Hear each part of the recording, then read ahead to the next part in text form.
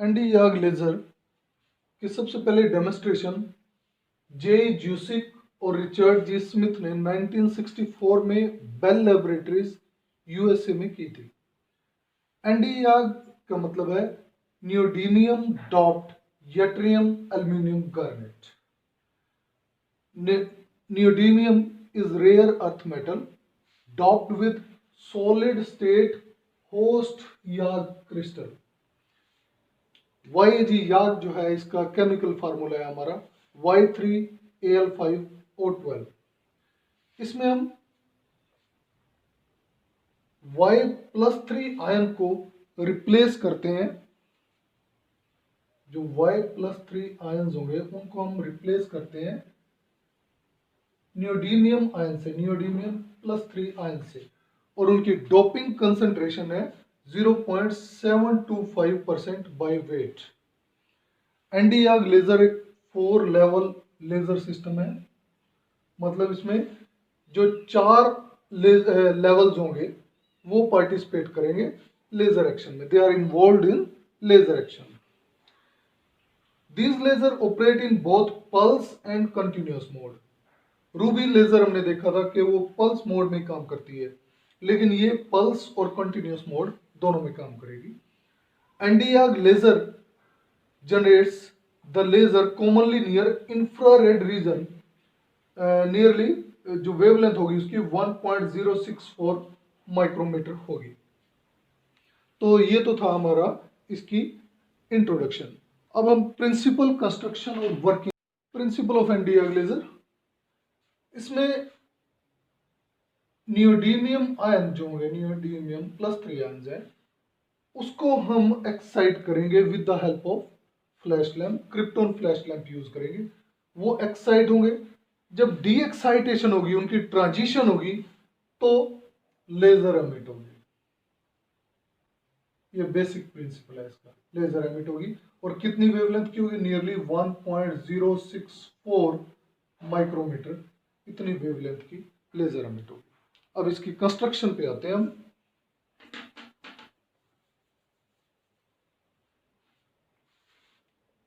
Construction,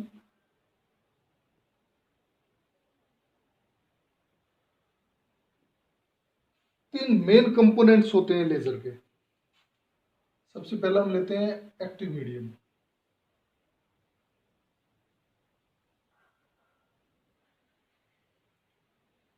दूसरा pumping source या pumping system, pump भी बोल देते हैं इसको हम, पंपिंग सिस्टम। तीसरा optical resonator cavity.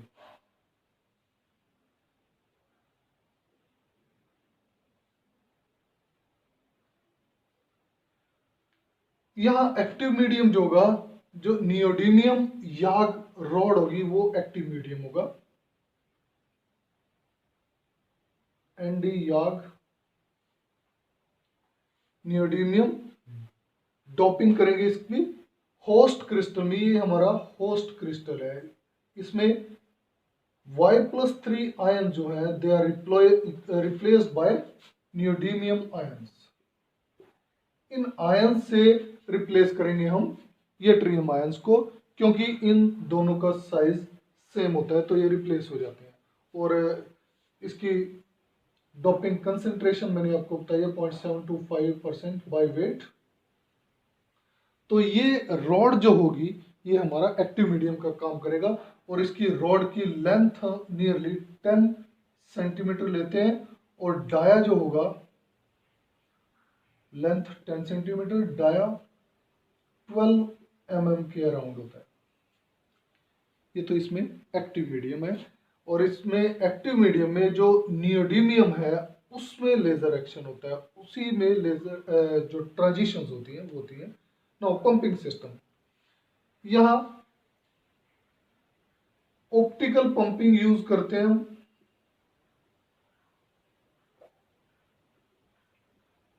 Optical pumping use होगी क्योंकि ये सॉलिड स्टेट लेजर है।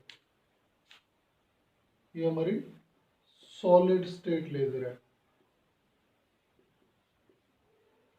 सॉलिड स्टेट लेजर में ऑप्टिकल पंपिंग यूज करते हैं।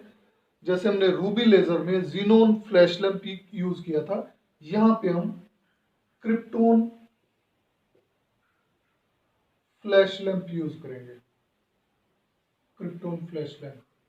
और जो व्हाइट लाइट प्रोड्यूस करेगा नियरली 5000 से 5000 एंगस्ट्रॉम से 8000 एंगस्ट्रॉम के अराउंड ये फ्लैशेस प्रोड्यूस करता है, इतनी वेवलेंथ की फ्लैशेस प्रोड्यूस करता है। नेक्स्ट है हमारा optical resonator cavity. Optical resonator cavity में मिरर होते हैं, जो दो मिरर होंगे। एक परफेक्टली रिफ्लेक्टिंग मिरर होगा, 100% रिफ्लेक्टिंग, और एक मिरर होगा 90% रिफ्लेक्टिंग।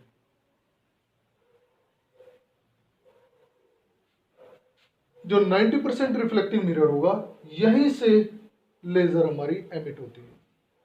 तो ये तो मेन कंपोनेंट्स बताए मैंने कंस्ट्रक्शन में, इसके क्या हो गए। अब डायग्राम से कंस्ट्रक्शन इसके एक्सप्लेन करते हैं।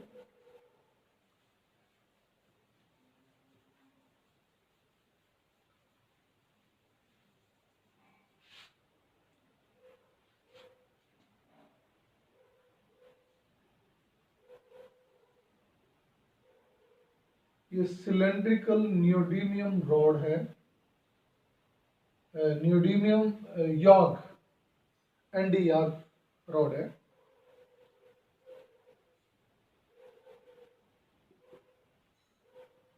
एनडी याग एक्टिव मीडियम है इसमें, ठीक है। सिलेंड्रिकल फॉर्म है, इसकी लेंथ 10 सेंटीमीटर लेते हैं हम, और डाया जो होता है वो 12 मिलीमीटर। ये इसको पंपिंग के लिए क्रिप्टोन की रॉड है, इसके साथ हम ले लेते हैं क्रिप्टोन।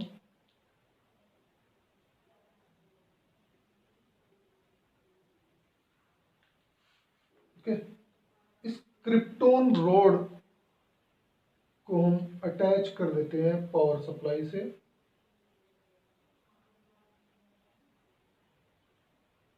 पावर सप्लाई में एक कैपेसिटर होगा, और ये हमारी बैटरी डीसी।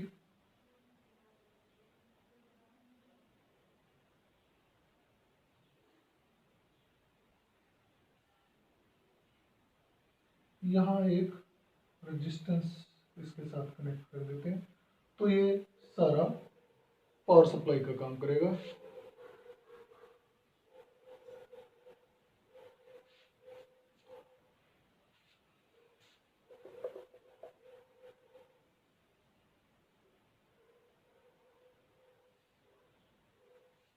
ओके, अब यहां पे हम मिरर लेंगे, दो, एक ही मिरर हो गया, परफेक्टली रिफ्लेक्टिंग,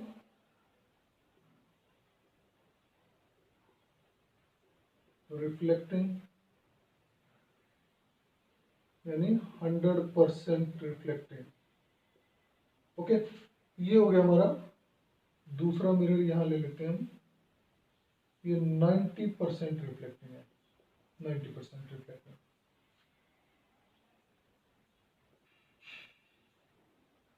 मिरर, ये भी आपका मिरर। ओके, इस असेंबली को हम एक सील्ड चैम्बर में रखते हैं।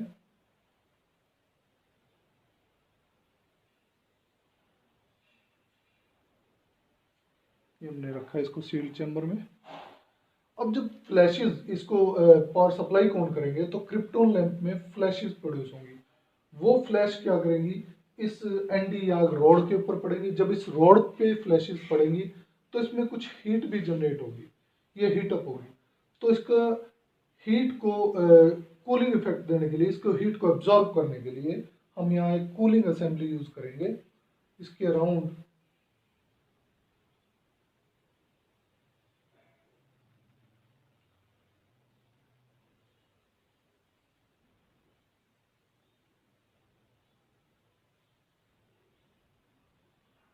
ये ट्यूब ले लेते हैं हम, जिसमें यहाँ से इनलेट है कूल एयर की, कूल एयर, और ये कूल एयर यहाँ से बाहर जो भी एब्जॉर्ब करके आएगी, हॉट एयर बाहर आएगी। ये आउटलेट है उसके लिए। तो ये यहाँ से जाएगी, जो भी इसमें हीट प्रोड्यूस होगी उसको ये एब्जॉर्ब कर लेगी। रूबी लेजर में हमने कूलिंग के लिए लिक्विड नाइट्रोजन यूज की थी।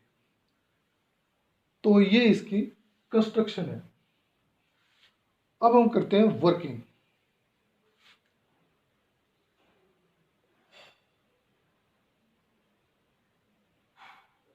एनडी याग लेजर की वर्किंग जो है हम एनर्जी लेवल डायग्राम से एक्सप्लेन करेंगे। इसमें एनर्जी लेवल डायग्राम बनाते हैं हम, और किसके एनर्जी लेवल होंगे? Nd+3 आयंस के, नियोडीमियम आयंस के।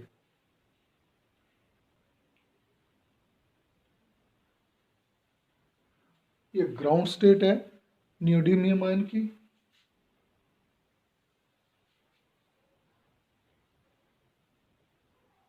Ground state.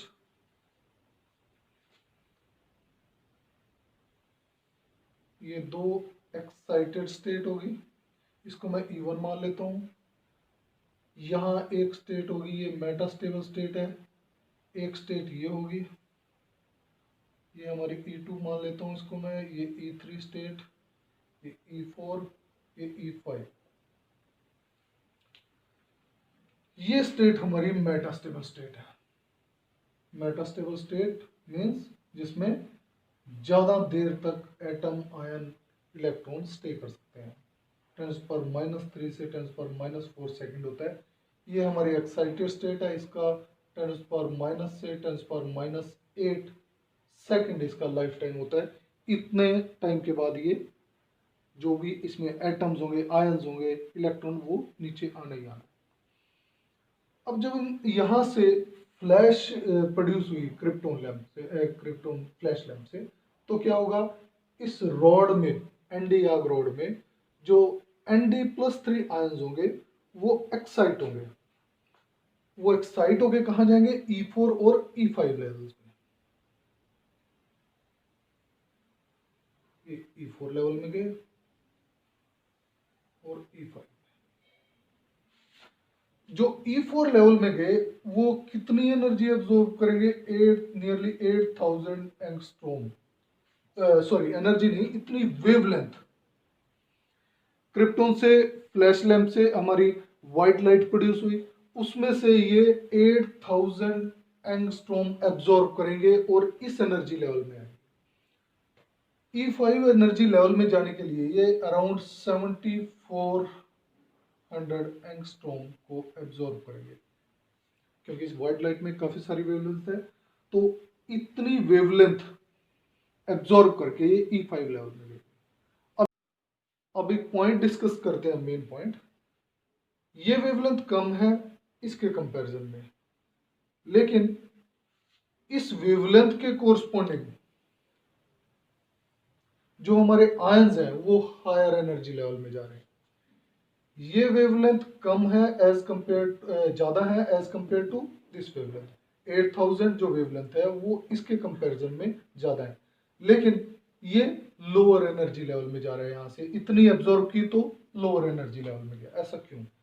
क्योंकि हमें पता है E = hc/λ। जितनी ज्यादा वेवलेंथ होगी एनर्जी कम होगी, तो ये ज्यादा वेवलेंथ है, कम एनर्जी है। अगर वेवलेंथ कम है तो एनर्जी हायर है। इसकी वजह से ये हमारा फॉलो कर रहा है। अब यहां जो आयंस आए, नियोडीमियम आयंस आए, वो स्पॉन्टेनियस एमिशन होगा उनका, और वो अपने आप ही क्या होंगे? इस एनर्जी लेवल में डी एक्साइट होके आ जाएंगे, और ये जो होगा हमारा नॉन रेडिएटिव ट्रांजिशन होंगे, नॉन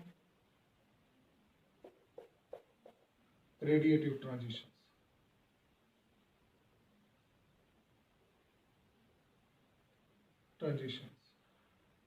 10⁻⁻7 -8 सेकंड के बाद ये अपने आप ही एकदम से इस स्टेट में डी एक्साइट हो जाए। अब यहाँ जो ये मेटास्टेबल है, यहाँ ज़्यादा देर तक आयन स्टे करेंगे। इसके बाद ये आयंस जो होंगे वो E2 लेवल में डी एक्साइट हो जाएंगे इतने टाइम के बाद। इतने टाइम के बाद आना ही आना है। जब ये यहाँ डी एक्साइट होंगे तो एनर्जी एक फोटोन रिलीज करेंगे, फोटोन रिलीज होगा। अब ये फोटोन जब मीडियम से पास करेगा, जो एक्टिव मीडियम से पास करेगा, यहां से जाएगा, तो ये अपने जो रास्ते में, जो अपने पैसेज में जो और आयंस इस स्टेट में पड़े हैं उनको एनर्जी देगा, उनको स्टिमुलेट करेगा, और स्टिमुलेटेड एमिशन होगा तो क्या होगा, एक और फोटोन निकलेगा। जिस डायरेक्शन में ये फोटोन यहां आया था, इसने इन आयंस को स्टिमुलेट किया, तो ये आयन क्या होंगे, डी एक्साइट होंगे। डी एक्साइटेशन पे क्या होगा, एक और फोटोन निकलेगा। अब ये दो फोटोन हो गए। ये दो फोटोन जब इसमें से टू एंड फ्रो मोशन हो रहा है, इसमें ओसिलेट करेंगे, यहाँ इस मिरर पे जाएंगे, रिफ्लेक्ट बैक होंगे, फिर इस पे जाएंगे, रिफ्लेक्ट बैक होंगे। तो इसमें जब ये बाउंस बैक हो रहे हैं यहाँ से बार बार, तो कई सारे फोटोन्स निकालेंगे, काफी सारा स्टिमुलेटेड एमिशन होगा। तो स्टिमुलेटेड एमिशन होता जाएगा। स्टिमुलेटेड एमिशन में क्या होता है, इंसिडेंट फोटोन और जो एमिटेड फोटोन होता है वो दोनों सेम फेज में होते हैं। जब सेम फेज में होंगे ये, तो इनकी एम्पलीफिकेशन होगी, एम्पलीट्यूड बढ़ेगा। एम्पलीट्यूड जब बढ़ेगा तो एम्पलीफिकेशन होगी, और यहीं से हमारी लेजर निकलेगी। Light amplification by stimulated emission of radiation. तो ये यहाँ पे मैंने सारा दिखाया। अब एक चीज और मैं बता दूं कि जब आयंस यहाँ है, इस लेवल में कुछ नहीं, कोई आयंस नहीं था, तो यहाँ पॉपुलेशन इन्वर्जन की कंडीशन भी हमारी सेटिस्फाई होगी थी कि हायर लेवल में लोअर लेवल से ज्यादा नंबर ऑफ आयंस है। ये लोअर लेजिंग लेवल है, लोअर लेजिंग लेवल, और ये हमारा हायर लेजिंग लेवल है, लेजिंग लेवल। इसमें नंबर ऑफ आयन ज्यादा है एज कंपेयर टू दिस, तो हमारा पॉपुलेशन की कंडीशन जो है वो अचीव होगी थी, जो मस्ट कंडीशन थी। उसके बाद जब ये फोटोन यहाँ से निकला था, एक फोटोन निकला था, तो क्या हुआ, उस फोटोन ने जो यहाँ आयंस पड़े हैं दूसरे अपनी पैसेज में, जो एक्साइटेड स्टेट इस E3 में थे, उनको एक्साइट किया, सॉरी उनको स्टिमुलेट किया, उनका स्टिमुलेटेड एमिशन हुआ। तो स्टिमुलेटेड एमिशन से जो इंसिडेंट फोटोन था और जो फोटोन अब निकला, वो दोनों सेम फेज में होंगे।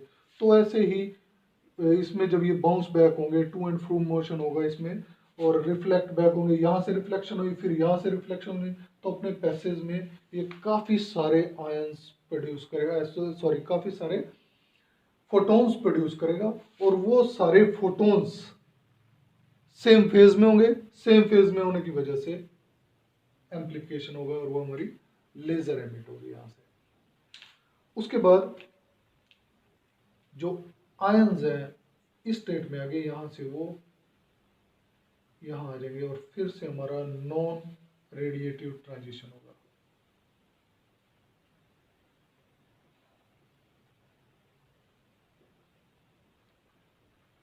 तो ये ग्राउंड स्टेट में आ गए, फिर से वही प्रोसेस रिपीट होगा हमारा। क्रिप्टोन आयन फ्लैश देगा, ये एटम इन दो स्टेट्स में जाएंगे, एक्साइटेड स्टेट, ओके। यहाँ से फिर ये डी एक्साइट होंगे, इस स्टेट में आएंगे। इस स्टेट में से ये जब डी एक्साइट होंगे तो एक फोटोन निकलेगा। वो फोटोन दूसरे जो फोटोन पड़े हैं उनमें से किसी एक को स्टिमुलेट करेगा, और स्टिमुलेटेड एमिशन होगा। उस एमिशन की वजह से और सारे स्टिमुलेटेड एमिशन होंगे, और वो सारे जो फोटोन्स हैं सेम फेज में होंगे, और सेम फेज में होने की वजह से एम्प्लीफिकेशन होगी। और जब मैक्सिमम एम्प्लीफिकेशन हो जाएगी तो यहां से लेजर एमिट हो जाएगी, इस मिरर से लेजर एमिट होगी। ठीक है, तो ये सारा हमारा प्रिंसिपल कंस्ट्रक्शन और वर्किंग था एनडी-याग लेज़र का। एनडी-याग लेज़र की काफ़ी सारी एप्लीकेशंस हैं, मेन इसकी लेजिक सर्जरी में और जो लेज़र स्पेक्ट्रोस्कोपी होती है उसमें इसकी एप्लीकेशंस हैं। Thank you.